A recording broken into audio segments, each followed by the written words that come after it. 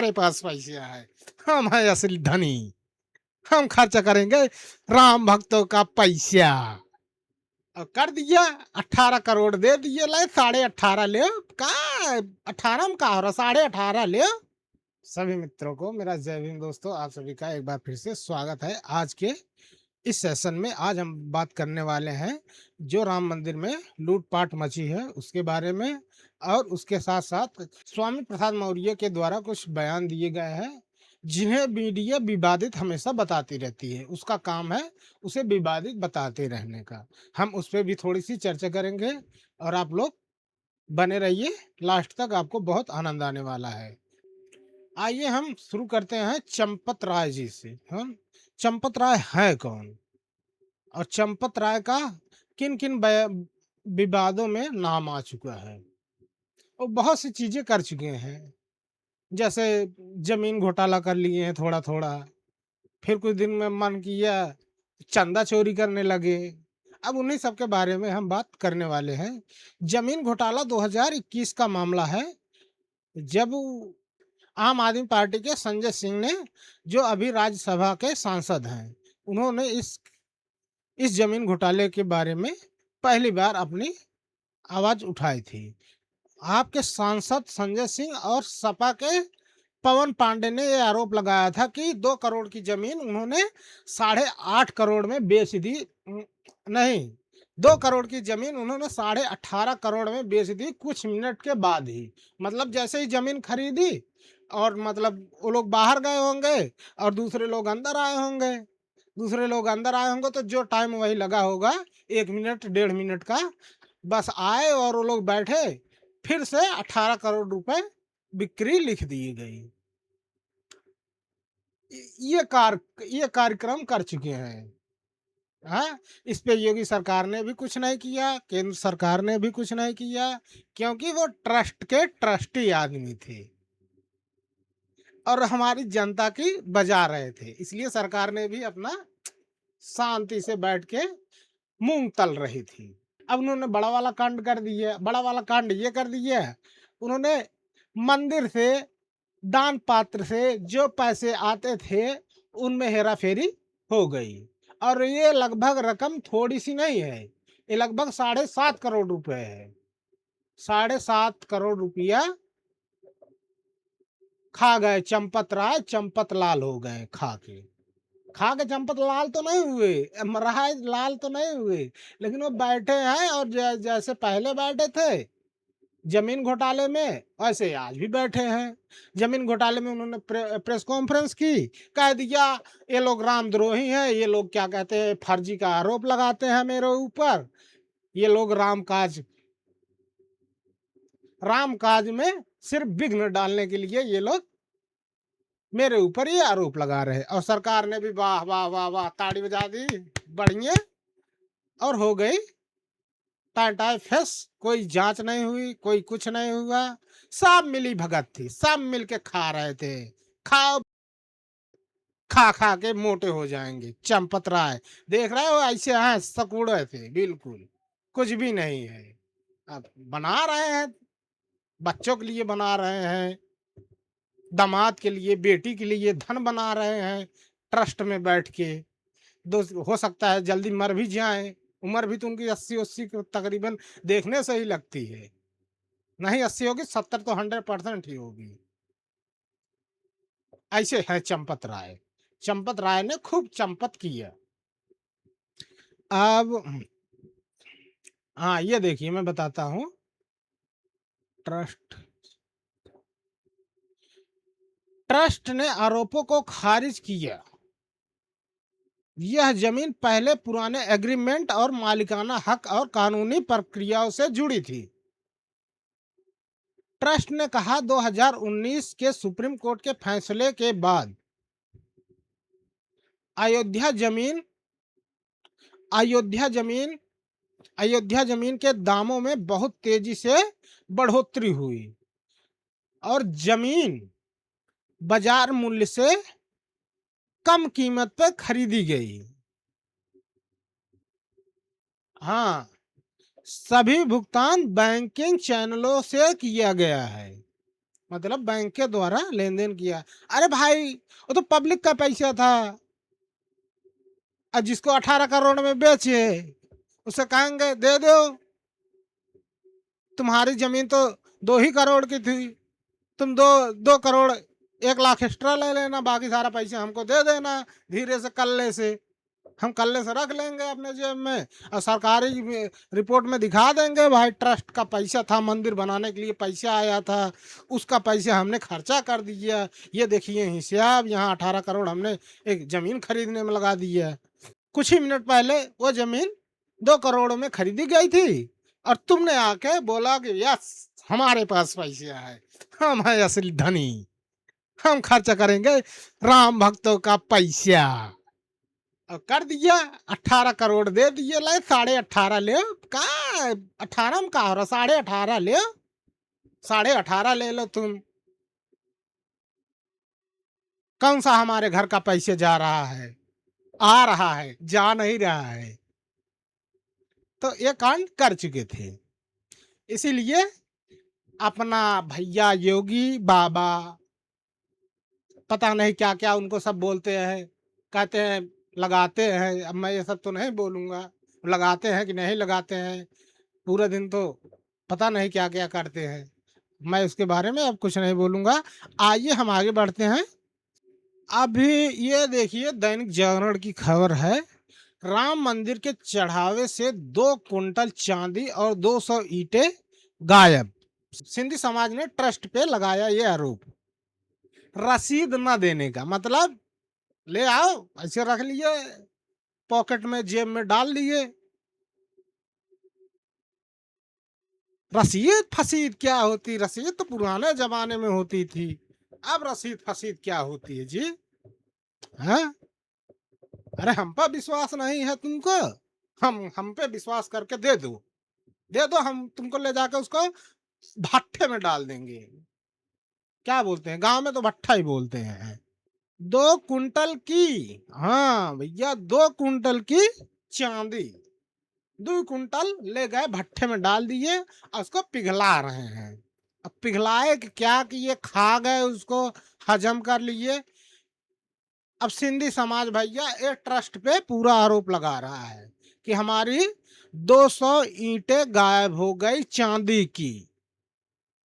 सिंधी समाज का ये आरोप है, और ये खबर दैनिक जागरण पे छपी हुई है। विश्व सिंधी सेवा संगम के अध्यक्ष ने ये आरोप लगाया है कि हमारी 2 कुंटल चांदी गायब है, जिसकी मुझे कोई रसीद नहीं मिली, और मैंने इसे 2021 में दान दिया था। ये चल रहा था वहां पे। अब सब बाहर निकल रहे हैं, सब आ रहे हैं, बहुत लोगों ने आके इंटरव्यू दिए हैं, सामने से आके कहे हैं कि हमने ये दिया, हमने काग भुसुंडी दे दिया है। काग भुसुंडी वाला मैटर एक है, और ये क्या कहते हैं, कुछ लोगों ने चांदी की ईंटें दी है, 36 या 35 किलो जो चांदी की ईंटें थी वो दिए थे, जब मंदिर बनने लगेगा तो वो ईंटें हमारी नींव में डलेगी, इस अपेक्षा से लोगों ने दान दी, और उसे भी रसीद नहीं मिली। रसीद वाला खेल बहुत अच्छे से हो रहा था, रसीद किसी को नहीं ये लोग दे रहे थे, जो भी आता था ऐसे ही ले लेते थे। अभी अब चलते हैं, अब थोड़ा देखते हैं, पीएमओ वाले भी थोड़ा पता नहीं क्या फर्जी न्यूज है क्या है, मुझे तो नहीं पता है, पर ये है कि मतलब दैनिक जागरण ने छापा है तो हो सकता है कुछ हो, कुछ सोच के ही छापा होगा। पीएमओ के लेटर पर भी ट्रस्ट ने नहीं दिया वित्तीय ब्यौरा, चंपत राय ने जांच का हवाला देकर प्रशासनिक जानकारी देने से इनकार किया। एसआईटी जांच में क्या मिला? लोग बहुत चर्चा कर रहे हैं, एसआईटी ने ये कर दिया, एसआईटी ने वो कर दिया, न्यूज पे आ रहा है एसआईटी कहने पर अभी एफआईआर हो जाएगी, अभी चंपत राय को धर लिया जाएगा, ये सब दिखा रहे हैं न्यूज वाले। तो आप लोग भी थोड़ा समझ के देखिएगा न्यूज। अब हम बात करते हैं, अब एक खबर इसी इसी न्यूज में एक खबर और है। निपेंद्र मिश्रा बन सकते हैं ट्रस्ट के नए सीईओ। ये निपेंद्र मिश्रा वही हैं जिन्होंने राम भक्तों पर गोलियां चलवाई थी। ये प्रशासनिक अधिकारी थे मुलायम सिंह की सरकार में।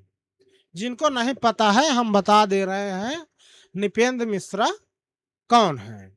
अभी वो जो मंदिर बन रहा था उस ट्रस्ट के अधिकारी हैं, उसके सिपा सालार या उसके मतलब करता धरता है। जैसे तुम्हारा ये चंपत राज जी हैं, जैसे ये तुम्हारे चंपत राज जी हैं, वैसे ही निपेंद्र मिश्रा भी हैं। वो मंदिर बनाने वाले में के अध्यक्ष है। अध्यक्ष क्या, मैं इतना नहीं बता, अध्यक्ष है शायद वो अध्यक्ष या फिर ऐसे किसी पद पे नियुक्त है।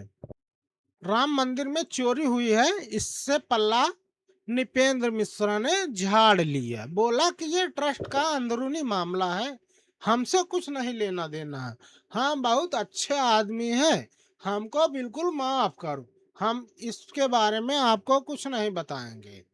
और सुनने में क्या, इसी दैनिक जागरण पे एक खबर छपी हुई है कि निपेंद्र मिश्रा हो सकते हैं ट्रस्ट के अगले अध्यक्ष।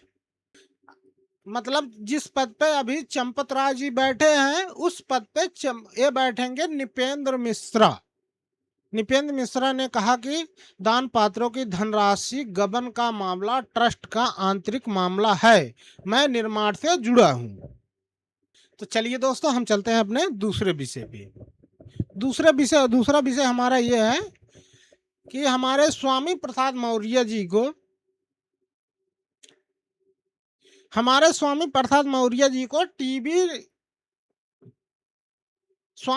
मौर्य को टीवी वाले बना लिए हैं अपनी। अब क्या मैं बोलूं, जाने दो, टीवी वालों को कुछ नहीं बोलना है, आगे बढ़ते हैं। अभी देखो खान सर कौन बन गए, अफजल खान नहीं। अब जाने दो दोस्तों, अब मैं मीडिया के बारे में कुछ ज्यादा नहीं बोलूंगा, क्योंकि अभी खान सर बने हैं फैजल खान। समझ रहे हो ना किस लेवल का काम चल रहा है। आगे बढ़ते हैं मित्रों। आगे हमारा विषय है स्वामी प्रसाद मौर्य। हमारे स्वामी प्रसाद मौर्य जी अगर कुछ भी बोल देते हैं ना तो न्यूज वालों को मजा ही टाइप में आ जाता है। मतलब उसको कवर करेंगे फर्स्ट क्लास, कवर करना भी चाहिए। न्यूज वालों को अलग ही मजा आ जाता है, तुरंत उसे कहेंगे विवादित बोल। कोई लिखेगा विवादों के स्वामी, कोई लिखेगा विवादों के राजा, कुछ भी लिखते हैं भाई। अब वो सही बात भी बोलेंगे तो भी ये टीवी वाले कहेंगे कि स्वामी प्रसाद मौर्य सिर्फ विवादित बयान देते हैं, उनका मुख्य लक्ष्य यही रहता है। वो सुबह निकलेंगे, अगर स्वामी प्रसाद मौर्य का गलती से भी कुछ भी कह दिए, अगर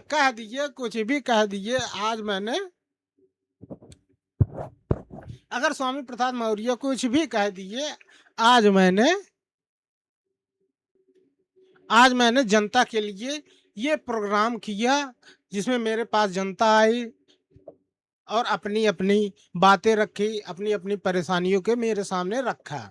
तो न्यूज वाले इसे ऐसे बताएंगे, विवादों के राजा महाराजा स्वामी प्रसाद मौर्य जी पधारे और वहां पे दिए एक विवादित बयान। स्वामी प्रसाद मौर्य ने क्या कहा था, आप लोग भी सुनिए थोड़ा सा। कुछ ऐसी बातें उन्होंने नहीं की कि जिससे डायरेक्ट उनसे मतलब भगवान से जुड़ी हुई हो या फिर राम से जुड़ी हुई हो, कुछ भी ऐसा नहीं कहा। उन्होंने सीधा कहा कि आपके भगवान में इतनी ताकत नहीं है थी कि चोरों ने चोरी कर ली है।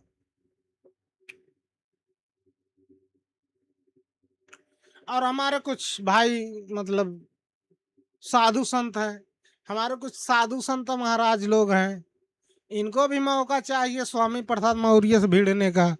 जब भी मौका मिलता है तुरंत भिड़ जाते हैं। भी देखे नहीं थे राजू दास का क्या हुआ था, वो भी बहुत भिड़ते थे बेचारे। आप किसी न्यूज़ चैनल में गए थे स्टूडियो में, अपना आते-जाते समय सात लौंडों ने उनको थपड़िया दिया। अब वो शांत बैठे हैं, तो अब एक ये निकले हैं बेचारे, क्या नाम है इनका, मैं अभी आपको बताता हूँ। विष्णुदास संत महाराज हैं। विष्णुदास भी हैं और महाराज भी हैं और संत भी हैं, मतलब तीनों हैं। दास महाराज संत तीनों हैं। अब विष्णु भी है, मेन चीज भूल गया था मैं। विष्णु दास महाराज जी हैं। इन्होंने भी कहा कि तुम्हारा मैं नाखून काटूंगा। इन्होंने भी कहा जो उनका आंख नाक कान मुंह दांत जीभ काट के लाएगा, मैं पैसे पैसे पैसे दूंगा, 5 लाख रुपये। तो ये चल रहा है। तो चलिए हम थोड़ा सा आगे बढ़ते हैं। भाई स्वामी स्वामी प्रसाद मौर्य अगर बयान दिए तो संतों की भी तो मतलब चांदी हो जाती है। उसी दिन न्यूज में आने का एक बढ़िया सा सुनहरा मौका मिल जाता है और रात सीधा बोल देते हैं तुम्हारा नाक काटेगा जो मैं उसको 5 लाख दूंगा, 10 लाख दूंगा, 50 लाख दूंगा। ऐसे तरह के बयान बहुत लोगों ने दिया। आप लोगों ने भी देखा होगा, सुना होगा, अगर स्वामी प्रसाद मौर्य जी को आप लोग फॉलो करते होंगे तो। इसे हमें बहुजनों को भी एक सीख मिलती है, जो हमारे महापुरुषों ने बताया था कि बेटा ये चीजें मत करो, ये तुम्हारे किसी काम की नहीं है। वो अब सबके सामने नजर आना शुरू हो गया होगा।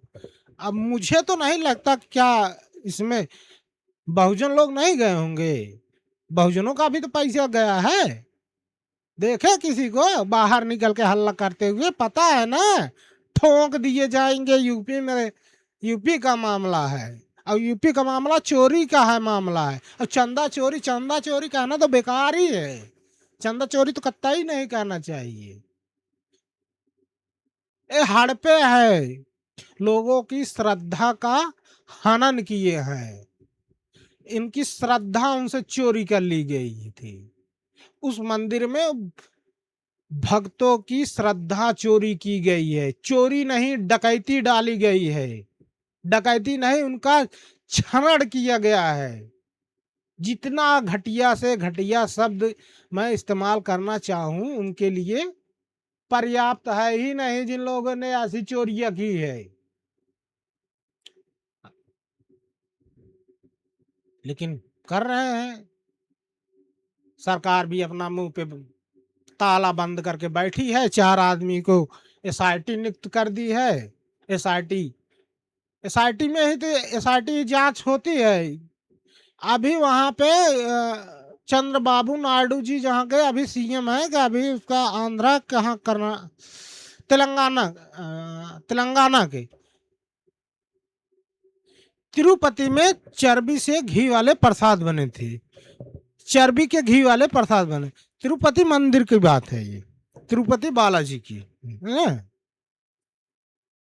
आइए हम बात करते हैं अब चंद्रशेखर के बारे में। थोड़ी सी उनके बारे में न्यूज आई थी, उसके बारे में थोड़ी सी मैं चर्चा करना चाहता हूं, क्योंकि वहां पे एक बिजनौर में एक मजार तोड़ी जा रही थी। दोस्तों बिजनौर में एक मजार तोड़ी जा रही थी, तो वहाँ के कार्यकर्ता, वहाँ के भीम आर्मी के कुछ कार्यकर्ता वहाँ पे मौके पे पहुँच गए। वो रात में ये काम हो रहा था, जो मजार तोड़ी जा रही थी, और लगभग रात के 8 बजे का टाइम था। इस बात से वहाँ के अंजनी चतुर्वेदी देख के कार्यकर्ताओं को भड़क गए। इस बात से वो भड़क गए, उनको लठ मारने की धमकी तक देने लगे।